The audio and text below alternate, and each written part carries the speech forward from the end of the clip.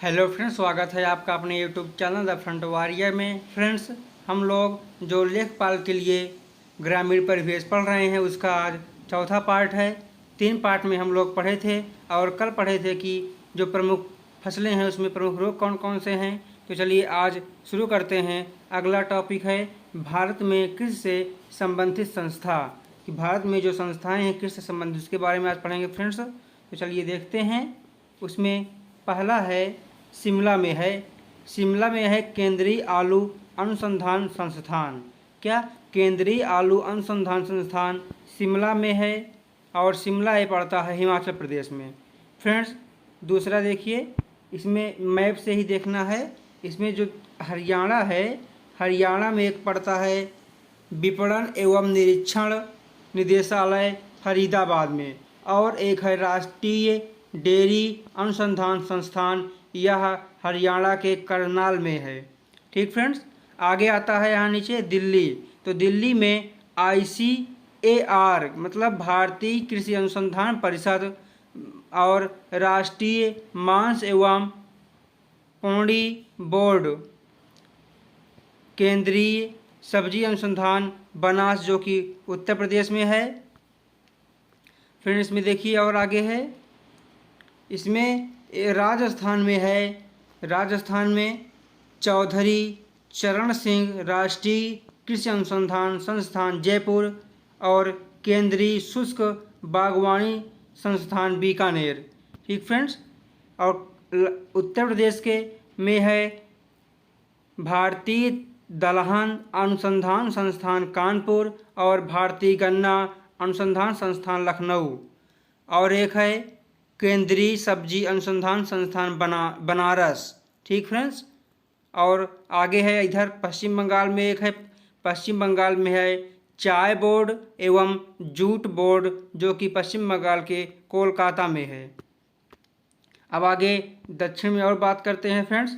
तो इधर उड़ीसा आता है, और उड़ीसा में एक है राष्ट्रीय चावल शोध संस्थान कटक। इधर भी तेलंगाना में एक है राष्ट्रीय मत्स्यिकी विकास बोर्ड हैदराबाद, और नीचे आंध्र प्रदेश में है केंद्रीय तंबाकू अनुसंधान संस्थान जो कि राजमुंदरी में है। इधर महाराष्ट्र में एक नाबार्ड का है जो मुंबई में है, और राष्ट्रीय अंगूर रस संस्करण बोर्ड पुणे।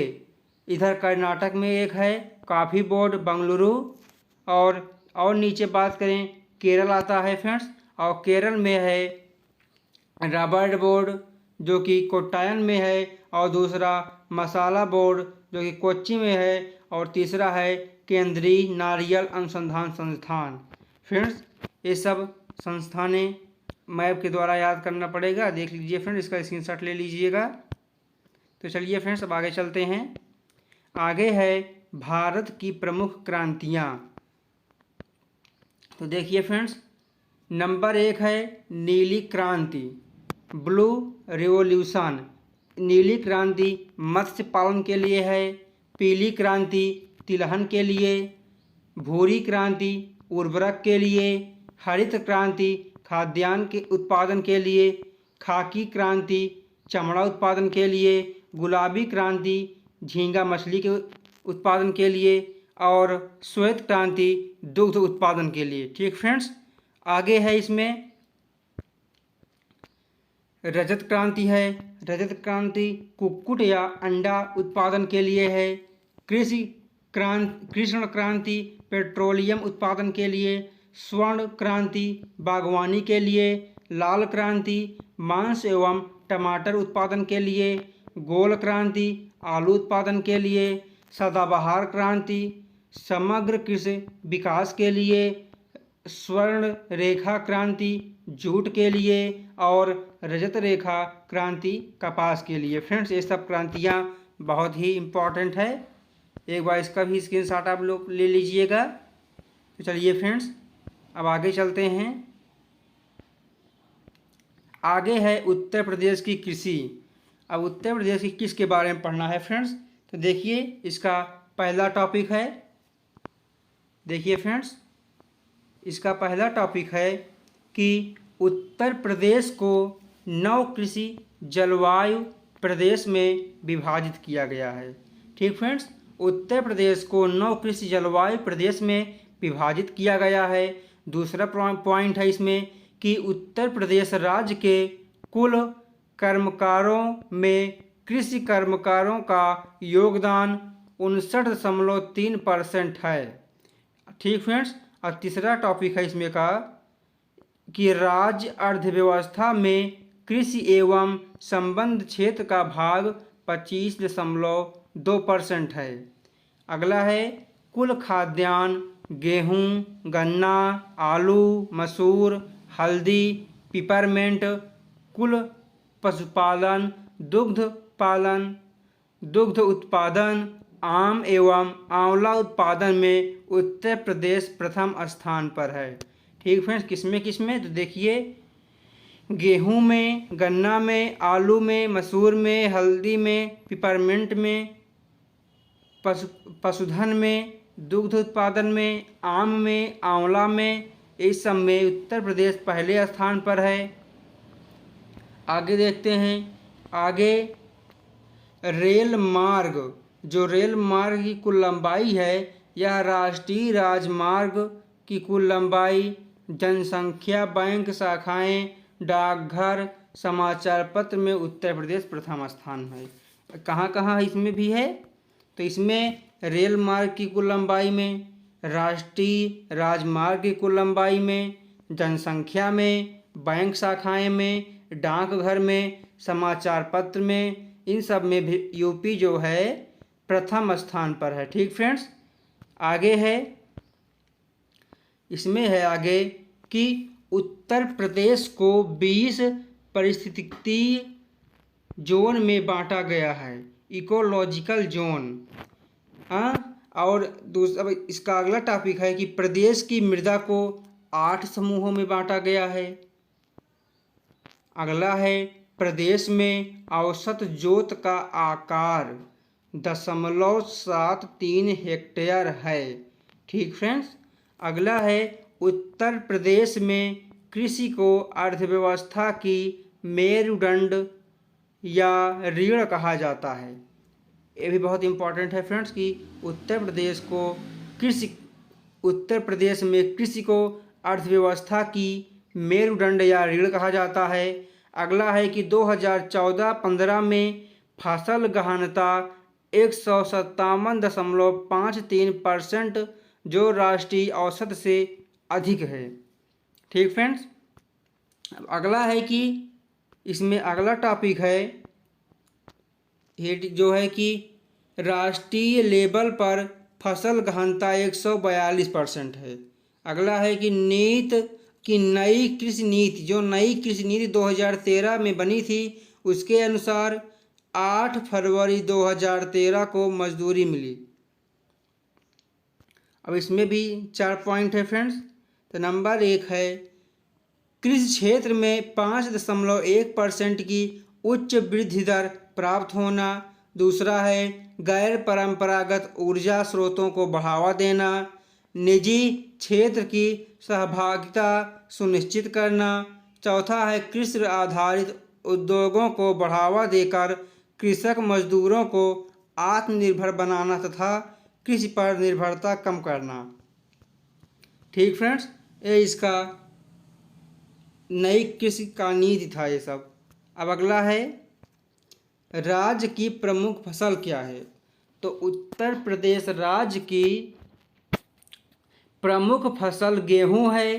राज्य की महत्वपूर्ण नकदी या व्यापारिक फसल गन्ना है। गन्ना राज्य की सर्वाधिक सिंचित फसल है। प्रदेश में 3 कृषि निर्यात के क्षेत्र हैं। नंबर 1 आगरा आलू का, लखनऊ आम का और सहारनपुर भी आम का है। इसको याद करने का ट्रिक है आलसी। क्या? आलसी। आ से आगरा, ला से लखनऊ और सा से सहारनपुर। ठीक फ्रेंड्स, अब आगे देखिए खाद्य पार्क।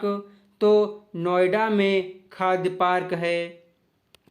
इसमें है कि गाजीपुर, देखिए गाजीपुर में राज्य की एकमात्र अफीम फैक्ट्री है। गाजीपुर में राज्य की मतलब उत्तर प्रदेश की एकमात्र अफीम फैक्ट्री है। कन्नौज में पुष्प इत्र बनाया जाता है। कन्नौज में पुष्प इत्र बनाया जाता है। अगला है किसान मित्र योजना, 18 जून 2001 में चलाई गई।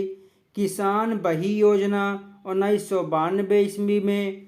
किसान वृद्धावस्था पेंशन योजना 2 अक्टूबर 2003 में। किसान रथ योजना 2010 से 2011। ठीक फ्रेंड्स, अब आगे इसमें है, ये सब फ्रेंड्स ज़रूर आप लोग इसको नोट्स बना लीजिएगा और बार बार रिवाइज करिएगा। अगला है भूमि सेना योजना। तो भूमि सेना योजना 2012 में आया। 2001 के अनुसार उत्तर प्रदेश में 74% सीमांत कृषक, मतलब जिनके पास 1 हेक्टेयर से कम भूमि है, 16% लघु कृषक और 10% बड़े कृषक हैं।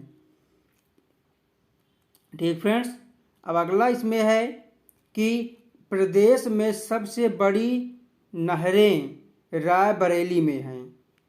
उत्तर प्रदेश में सबसे ज़्यादा नहरों का जाल रायबरेली में है तथा सबसे कम लंबी नहरें अमरोहा में है। कहाँ पर? अमरोहा में। अगला है कि उत्तर प्रदेश जोत चकबंदी अधिनियम 1953 में आया। ठीक फ्रेंड्स, कब? उत्तर प्रदेश जोत चकबंदी अधिनियम 1953 में आया और 1954 में लागू हो गया। अब कृषि पार्क देखिए तो सहारनपुर, वाराणसी, लखनऊ और हापुड़ में कृषि पार्क है।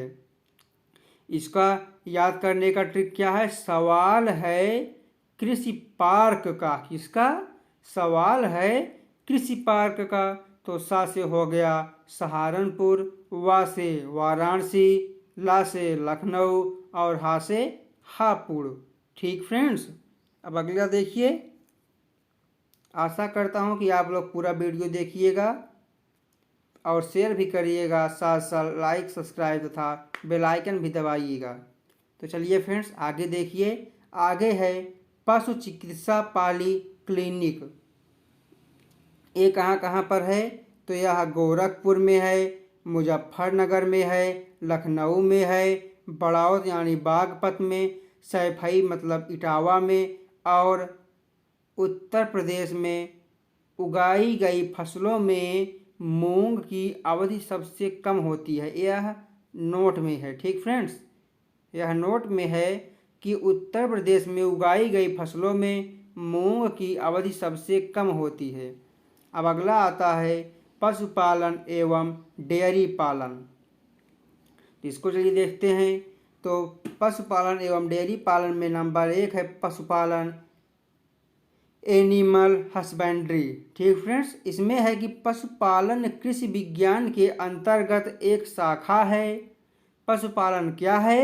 तो पशुपालन कृषि विज्ञान के अंतर्गत एक शाखा है जिसके तहत पालतू पशुओं के विभिन्न पक्षों जैसे भोजन, आश्रय, स्वास्थ्य, प्रजनन का अध्ययन किया जाता है।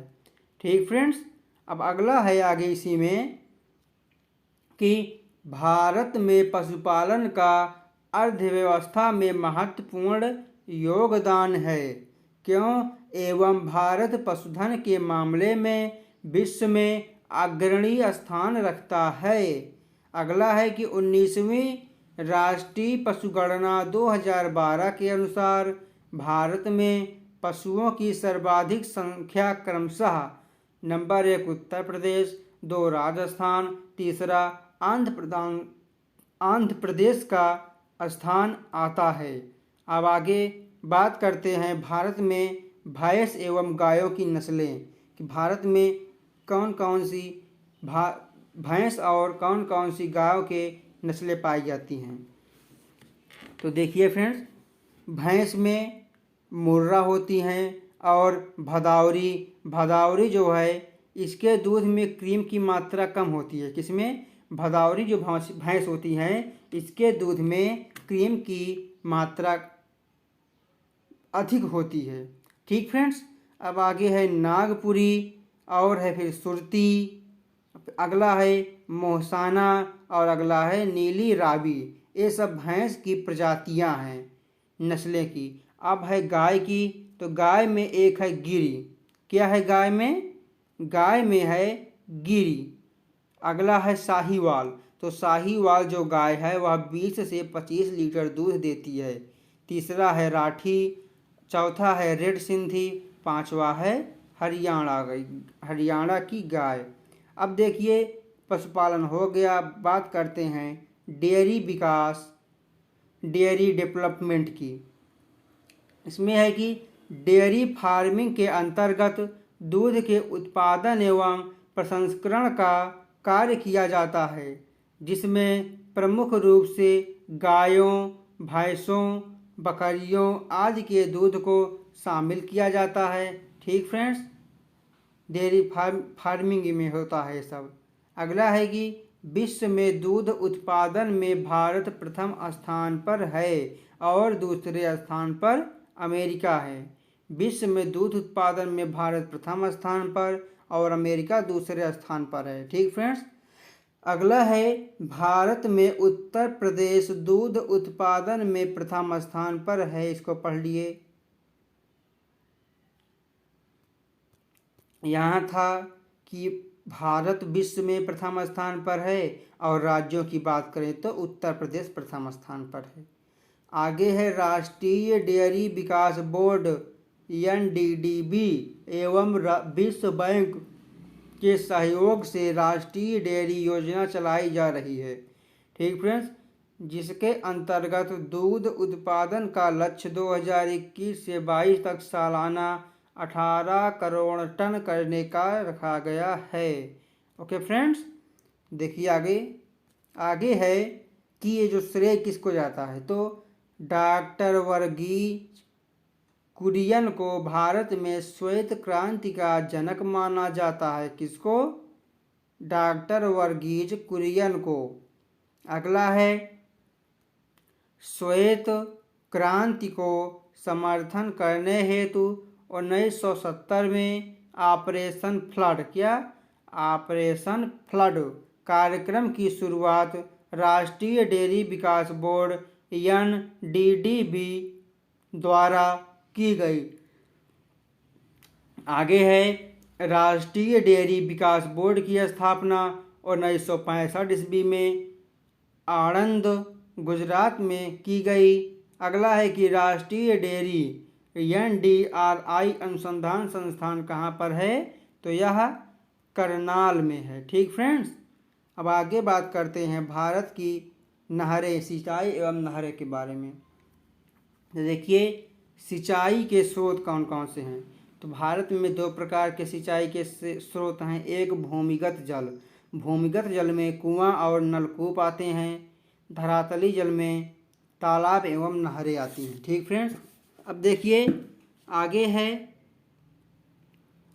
2015 के आंकड़ों के अनुसार कुआं एवं नलकूप से 62.82% जल निकाला गया, नहरें से 23.66% और तालाब से 2.52%। मतलब तालाब से बहुत कम सिंचाई होती है।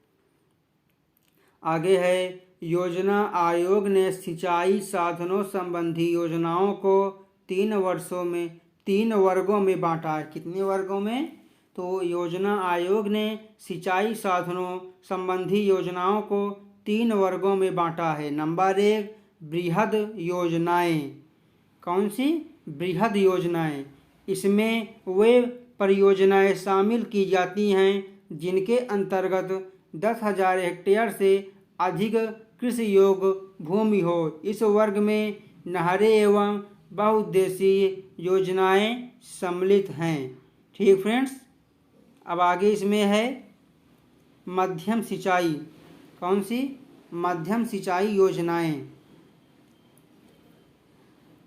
मध्यम सिंचाई योजनाएं में 2000 से 10,000 हेक्टेयर भूमि होती है और इसमें छोटी नहरें शामिल होती हैं।